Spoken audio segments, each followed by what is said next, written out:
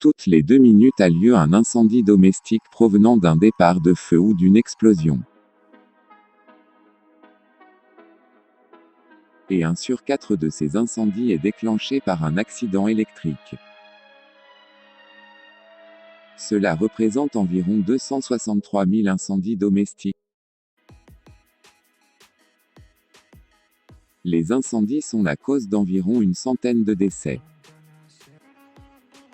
Et plus de 10 000 blessés, dont 70% se produisent surtout la nuit.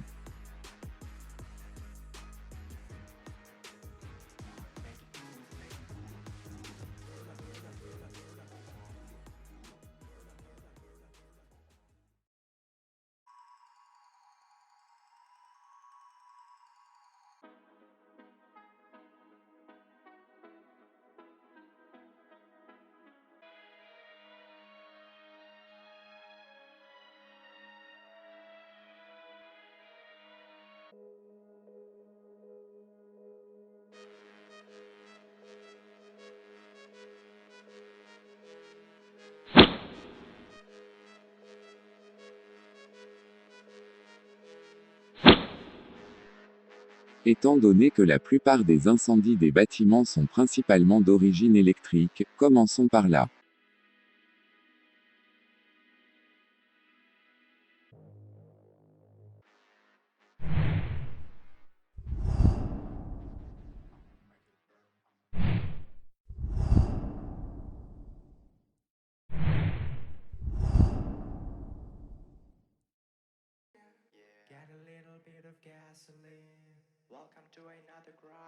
Le bon contact électrique est un élément essentiel d'une installation électrique. Faire appel à un technicien électricien qualifié est une obligation. Il faudra serrer suffisamment les vis des appareils de protection, disjoncteurs et fusibles. Faire de même aussi pour les appareils de commande, interrupteurs et capteurs. Bien serrer et fixer les conducteurs d'alimentation des lampes et prises de courant. Faire attention aux liaisons dans les boîtes de dérivation. Bien isoler les conducteurs, utiliser pour cela les connecteurs rapides, WAGO, ou les connecteurs sucre, bien serrer le fil conducteur.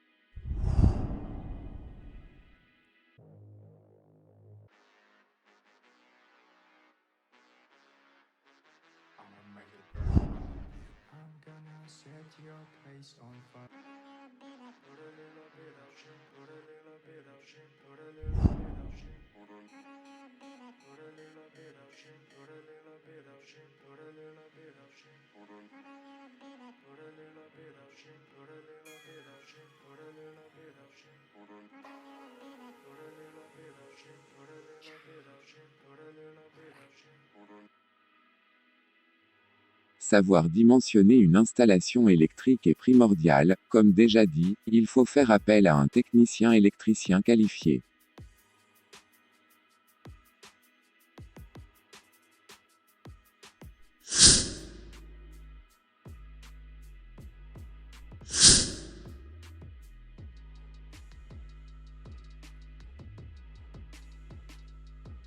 Pour déterminer la bonne section du câble d'alimentation, il faudra déterminer la puissance totale à installer, en monophasé ou en triphasé, et déduire la valeur de la section qu'il faut, en tenant compte de l'extension de la puissance. La puissance installée peut s'agrandir avec le temps lorsqu'on rajoutera d'autres appareils dans l'installation.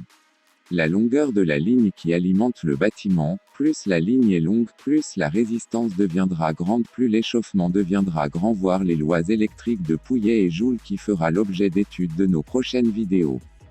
Pour le choix de la section du câble d'alimentation, d'autres éléments doivent être considérés aussi, comme le courant d'emploi, la nature des conducteurs, en cuivre ou aluminium, la nature de l'isolant, PVC ou PRC, le type de câble, uni ou multiconducteur, le mode de pose, enterré ou non enterré.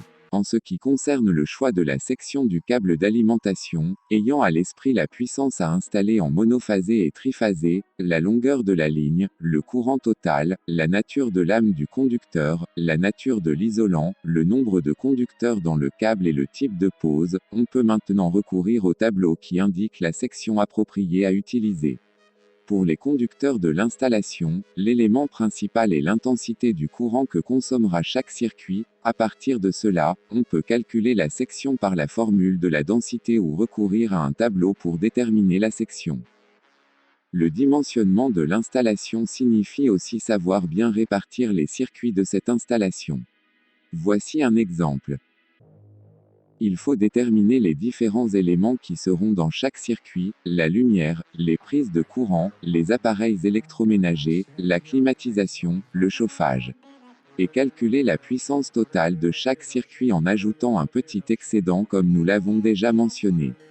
Parce que la puissance peut s'étendre après l'installation lorsqu'on rajoutera d'autres appareils. Enfin, connaissant la puissance de chaque circuit, il faudra déterminer la section de conducteur à utiliser en suivant la méthode que nous avons déjà mentionnée. Installer le disjoncteur de chaque circuit pour assurer sa protection, mais comme vous le remarquez ici, à la tête de chaque circuit ou plusieurs circuits réunis, il faut installer un disjoncteur différentiel pour la protection des personnes et des équipements. Un petit détail, toujours repartir les circuits de manière équilibrée, pas trop d'éléments dans l'un des circuits alors que les autres en ont moins. Dans la répartition des circuits, veuillez utiliser des éléments appropriés comme des barrettes ou de peignes.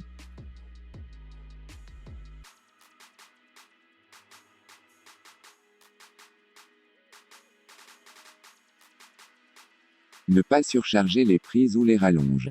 Utilisez les appareils de bonne qualité. Déterminez la puissance d'un circuit avant de rajouter d'autres appareils.